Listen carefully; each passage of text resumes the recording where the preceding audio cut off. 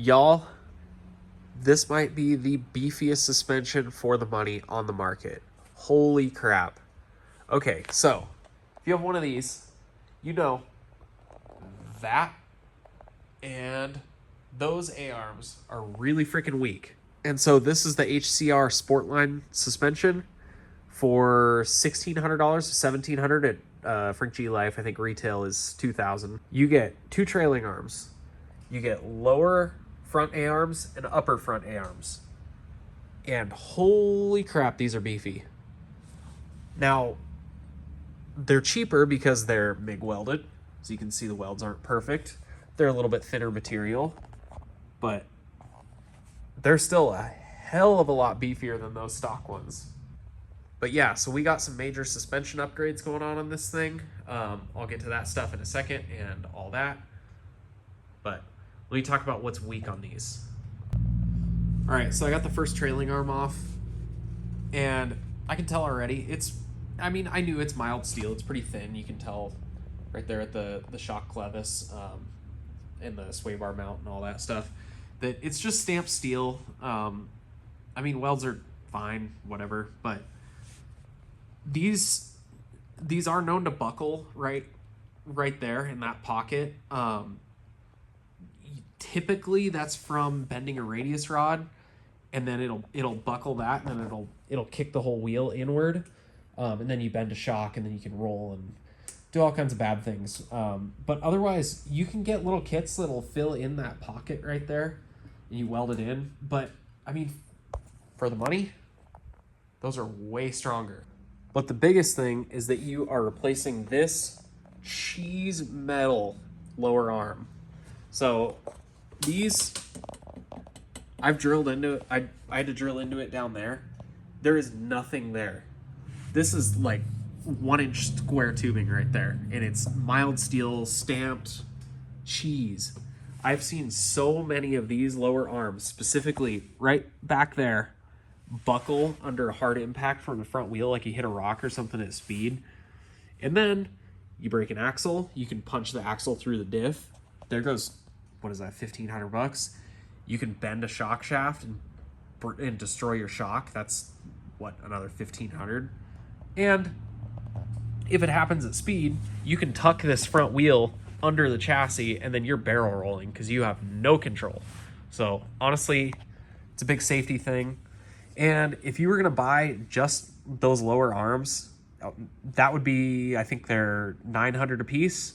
$900 for a set of lowers, and then I think like $1,000 for the uppers from S3, HCR, CA Tech, CT Raceworks, etc. So it's like $2,000 typically for just the front arms alone. Now, sure, they're going to be better quality than those, but honestly, those are good enough. Now that said, they do not come with ball joints.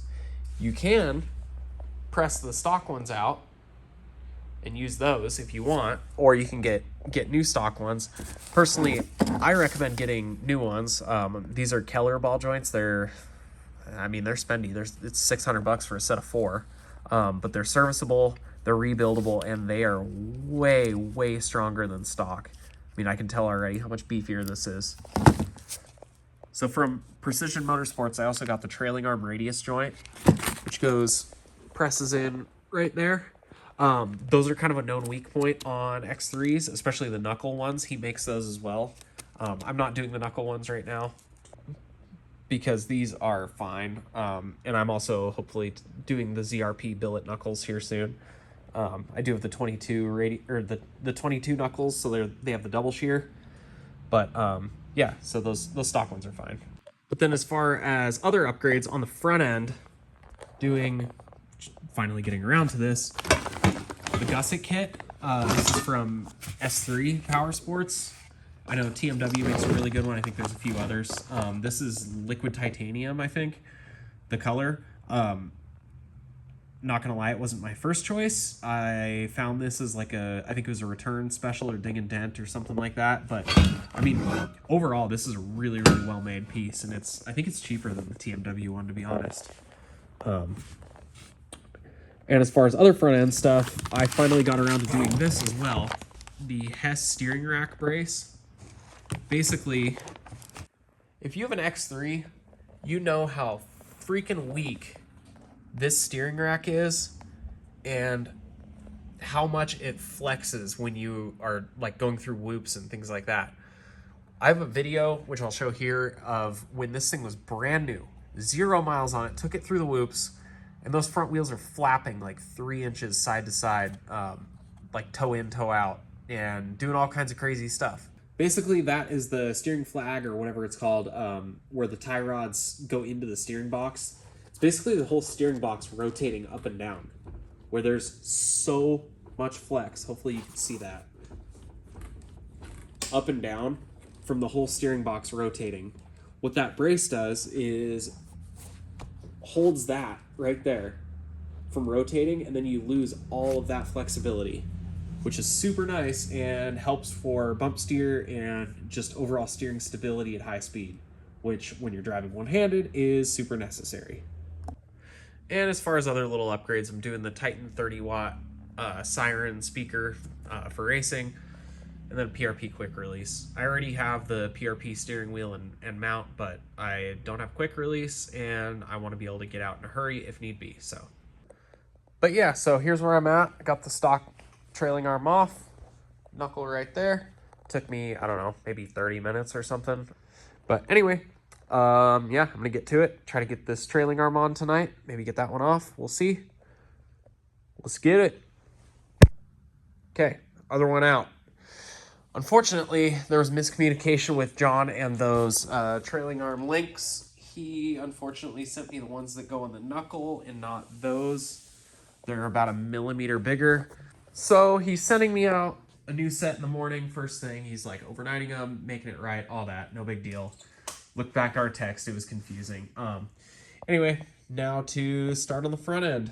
Let's get these arms, shocks, hood, front diff out, steering rack out, front bumper and bulkhead. Oh boy, lots of work. Woo-wee! That wasn't too much work. Okay, diff is about to come out. I'm gonna take the diff out. I gotta disconnect the drive shaft still. Then I'm gonna do the steering rack stabilizer, and then do this gusset kit. So stay tuned. Got the diff out. Next is to do the steering. Got the arms off. There's the brand new diff. The axles, hubs. I'm sick and I'm exhausted, but those fought me a little bit, not too bad. But the biggest thing from taking these off is how dang much beefier these lowers are of the new HCRs versus these puny little stock lowers. Like, that is paper thin. That's like 1 inch square. That is so much stronger because this is where they fold up right here. So anyway, time to get the steering brace on. Probably gonna call it quits tonight, but yeah, keep going in the morning. All right, another day. So what I'm gonna start with is pulling the steering rack out for the Hess steering brace. As you can see, no arms on it. Really, really, really good access. I can just pull those 3 bolts and then those 2 bolts, and then just the steering input shaft, and should come right out. So let's get that on. Shazam! Steering brace installed. Boot's a little dirty, but yeah, that was kind of tricky. Had to shim on the other side. I'll show you in a second, but made it a lot easier having the arms and the diff out. Now, obviously, you don't need to do that. You don't need to pull all that out, but it makes it a lot easier if you're doing other stuff. So that's why I wanted to do this. I figured I'd be right there. It'd be easy right now. So threw in the steering brace. But I did have to add the 2 finish shims they supplied. There was a little bit of a gap right there. If you go through the procedure, it's pretty easy. Just basically snug everything down, and then you crank the wheel to the right, snug everything down, and then look for any gaps. And I did have slight gaps, and I actually tightened it down without those braces and felt some binding in the steering, or those spacers. Felt some binding in the steering, and then I loosened it back up, put the little spacers in there, tightened it back down all to spec, and steering feels great now. So definitely expect to be a lot less slop in the rack now. Hopefully the wheels aren't flopping hello like Dumbo ears when we go through the whoops. But yeah, also got to clean up some of this ghetto-ness. We just threw these horns in last minute. They're like Pia $40 horns or whatever. They're quiet and wimpy. So like I said, got the siren. We're going to put that in. I also have a Super ATV shock tower brace. Yeah, it's ghetto. If I don't have the foam in there, there's that 90-degree corner rubbing right into the radiator hose. And there's not enough room between the fan shroud and the inside of the brace to run it through it. There's no holes in it or anything like that. Yeah, not stoked on it, but anyway, we got to figure out how to get the gusset kit on now. So, oh, and I forgot another issue I have. Get to those two lower arm bolts out, because they have a backing plate. They move together. There's a small access hole where you can get a wrench on it, but I don't want to drop the skid plate down. It's on a lift. I kind of can't do that. I might just cut a hole in the skid plate. I don't care. I'm not sliding across rocks. But yeah, let's get this gusset kit on. Woo! Okay, a couple days later. Been sick, so it's been a slow build. Got the ball joints pressed in, thanks to Pops, and then I got the radial joints pressed into the trailing arms. So one thing to note, it's pretty obvious, it's common sense, but they're different uppers and lowers. You can just look what's stock, but yeah, so they're pretty easy. You just pull these caps off, pull the ball joint apart, and then you press it in like that. And then next is I need to drill through the Super ATV shock tower brace. I think I mentioned that. There are two rivets right there and there. You have to drill those out. I forget which size, but yeah, for the bulkhead. But this is the big reason for the chassis gusset kit. So see how oblong those holes are? That too. Literally, this thin chassis stamped steel right here, like, is, I don't know, 16 gauge or whatever. But yeah, it's paper thin, and this is all that's holding the front A-arms on. And this is a 2022. Like, this car is not old. There's 1,000 miles on it or whatever. You can see how oblong those holes are already. So what this chassis plate does, it adds support here and then out here, and the A-arm is sandwiched between, so it makes it double shear there and up here. So it adds a ton of bracing to this front bulkhead that is, I mean, paper thin steel. So should be a lot of strength. And then it also double shears the rear upper A-arm mounts here, and then the rear lower A-arm mounts down there. So I'll video all that, but yeah, time to make some progress. And another day. Okay.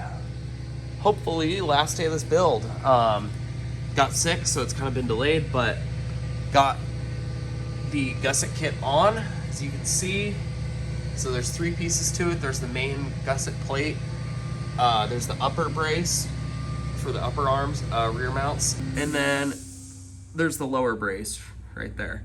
Basically turns every single A-arm mount into a double shear.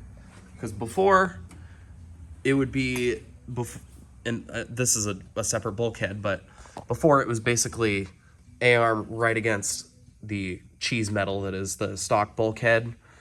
And yeah, this is bracing everything up heavily. So making progress. Got the Keller ball joints on there that pressed in super easily. I just need to get the boots up there and adjust them, and then put the zip ties on and grease them. Then get the knuckles on. Got the axles in. Need to finish torquing everything. Let's see, knuckles, brakes, get the shocks on, radiator mounted. Also mocking up the siren, like I said, and then get the upper shock bolts in with the shocks and all that. The shock tower light, and then the hood. It should be good to go. Well, and then I got the trailing arms to do. Got the front bolts in when I got help. Thanks Pops for that. Axles didn't need to come out, same as radius rods, so I just need to mount those up with the rear knuckles, and it should be pretty quick. So gonna get the front tackled first because that's been the bigger hassle. So I just learned something fun.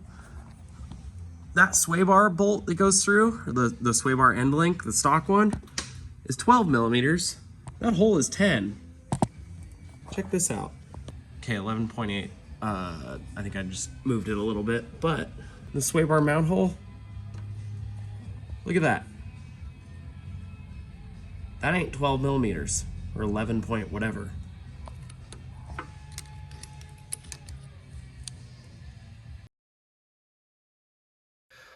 All right, that's a wrap on this build. Oh boy, I'm tired. I am sick. It is like 1:30 a.m. But yeah, here's the overall rundown on it.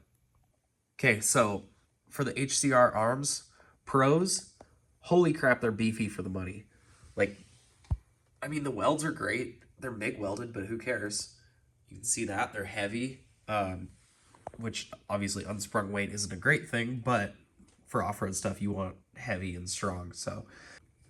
But yeah, and fitment was actually pretty good. Most of the time, aftermarket stuff kind of is sketchy. We did have to, as you can see, it's the paint chipping right there on the shock clevis. We had to massage that one around with a crescent wrench, but other than that, it fit pretty well. The one big thing I would say that they should advertise is that the sway bar hole is 10 millimeters, and these sway bar end links, even the stock ones, are 12 millimeters. And I didn't realize that till I had the car in. So basically, I had to drill it from this angle and then use like a die grinder, and it was not good. Had I known before putting it in, I would have just drilled it out from the back and done it on like a drill press or something like that. Had it nice and clean and easy and all that. I don't know. Maybe this is common knowledge. Maybe I'm an idiot. But either way, would be nice to know. So another downside, not that big of one, is the brake line retainers. The ones they came with are really, really cheesy. We ended up using the stock ones because they seem a lot beefier. These arms do come pre-drilled with, well, 1.5 holes. There's one they drill right there, and then that one's drilled through like the outer layer or something like that. It was the same on both arms. It was really weird. It was like dimpled, but we had to drill it, which, again, not that big of a deal, but when it was on the car with the tie rod and all that stuff, it was kind of tricky. But yeah, and then we ended up, it's a little long on this particular car, so we ended up just putting some hose around the outside of it, just for now, because it's rubbing on the ball joint. I will shorten that and do it right and fix it the right way. But yeah, gusset kit, really impressed. Ignore that wiring. But yeah, the Keller ball joints, I really like that they're rebuildable, and you can grease them and all that, and you can adjust them too. So you can actually adjust the tension on them. There's a jam nut and then that little Allen inside of that. And obviously you can re-grease them, all that stuff. So that's really nice. And as far as the trailing arms, they're really, really beefy. The one thing I would say is just, why not add more of these little brake line tabs? I don't know. They went to the trouble of adding them, but that's super janky, and yeah, that's not going to stay like that. We're definitely gonna redo that and have them inboard, and probably just drill holes and rivet directly to the arm, like how they are OEM. But yeah, I mean, other than that, you can see these things they're thick. They're way, way, way thicker and stronger than stock. I mean, as you'd expect.